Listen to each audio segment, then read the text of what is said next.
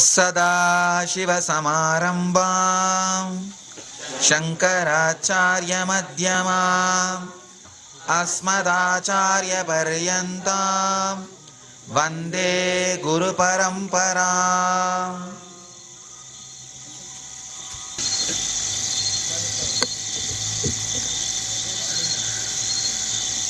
Today we will continue the same, our spiritual debates.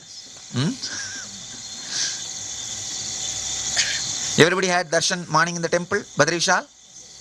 Then everybody, all of you guys, did you guys go to the Vyas Gufa? Anybody was not able to walk? All of you went to that Mana. Saraswati. You saw the Saraswati Dwar? How the river is disappearing. Did you guys see that pit where it disappears?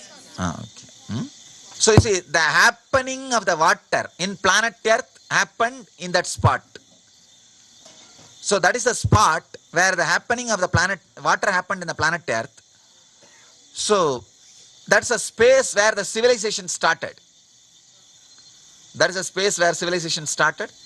Even the NASA's pictures clearly describes exactly that is a space where the water got into the earth and started filling all the underground holes.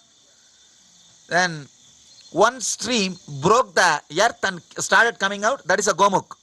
And still in Gomukh, please understand, beyond Gomukh there is no clear source for Ganga. It's just underground water. That's one thing. There one stream came up and just stood stagnant. That's Manasarovar. One stream went straight and broke the ground in Prayag. That is a Saraswati in Prayag. So the happening of the water on planet Earth happened in that spot. Actually, that happening only we call as the Ganga came down, Shiva's Jata it got caught, and Shiva released it, and it came to the planet Earth. So that whole thing. And not only that, it went away, went inside the ground. That is what the story says. The Jannu Maharshi was meditating. Jannu is the planet Earth. He just swallowed it. So then again Bhagirath did tapas. All you guys are aware of the story. All of you are able to hear? So then Jannu Maharshi released through the ears. That's why she is called Jannavi. The different names. It's a beautiful story. Then when the Ganga came out of Janu's ears, she is called Jannavi. That coming out of the Ganga's ears is what is the place before the Gomukh. Then it comes out of the Nandi's mouth. So our mythological stories are visual representation of the astronomical happenings. Whatever happened actually, visually gets represented. As I said yesterday, see the story of Noah's Ark. Almost in all religious traditions and all theosophies, all theologies speak about that Noah's Ark. There is a, as I said, the fifth layer. Naturally, when you experience the fifth layer, this happens.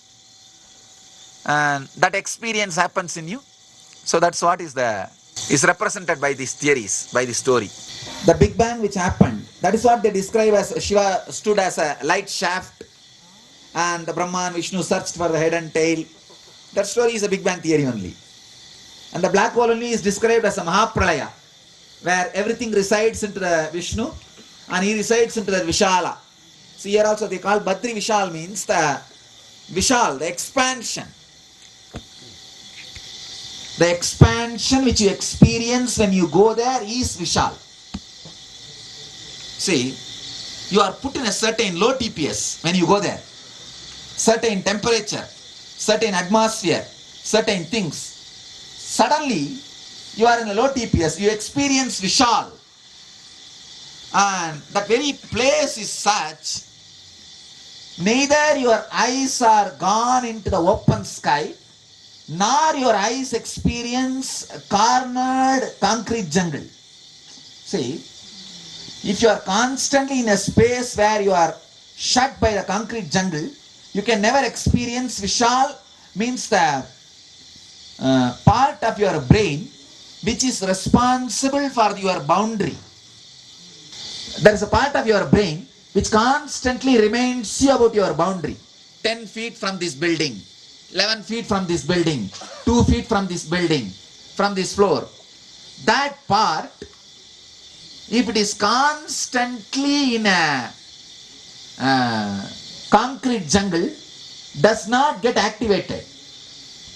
And same way, if it is completely in the open sky, gets perturbed or agitated, does not know.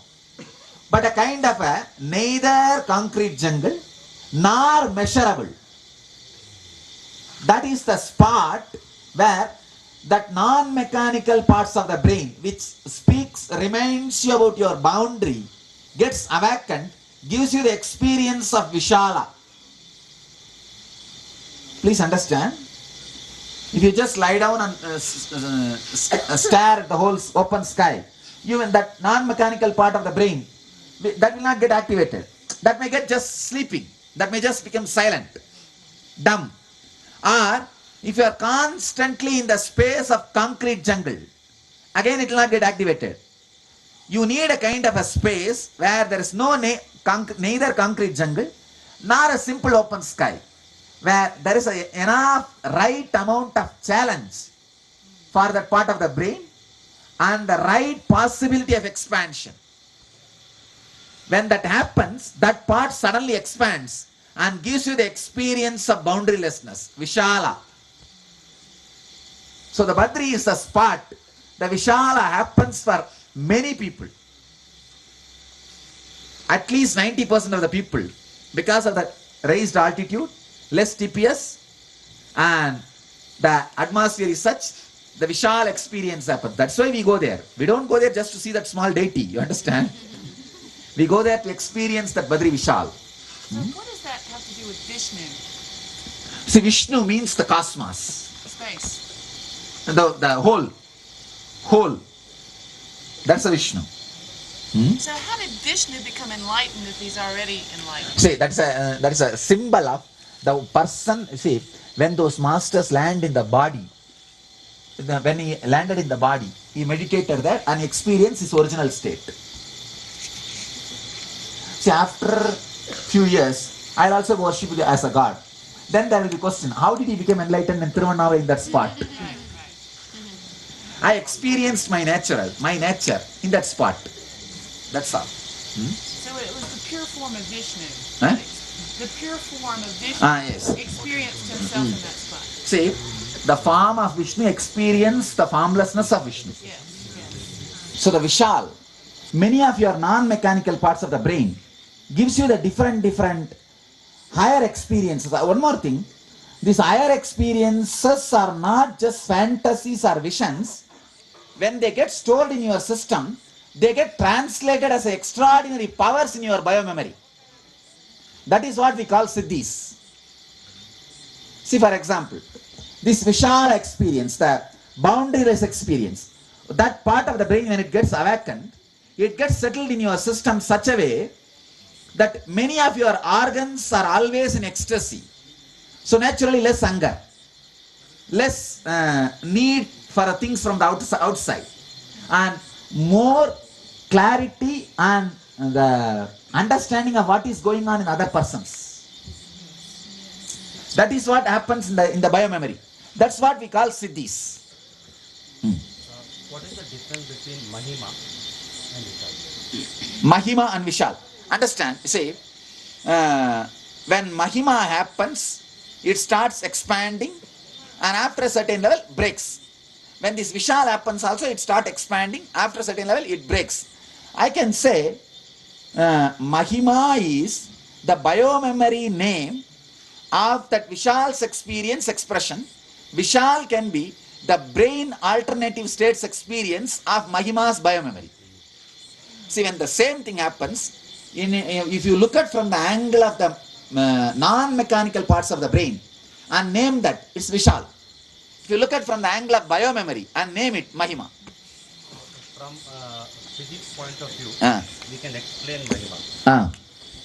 So the same thing we can explain this. See, when they did research on my brain, they said that the part which talks about boundary, which tells you about boundary, is completely, it is not functioning. Of course, I am aware. I am aware. I am alive, sitting, aware. But he says, no, there is no idea about boundary in you, Swamiji. Means that part will be responsible for Mahima.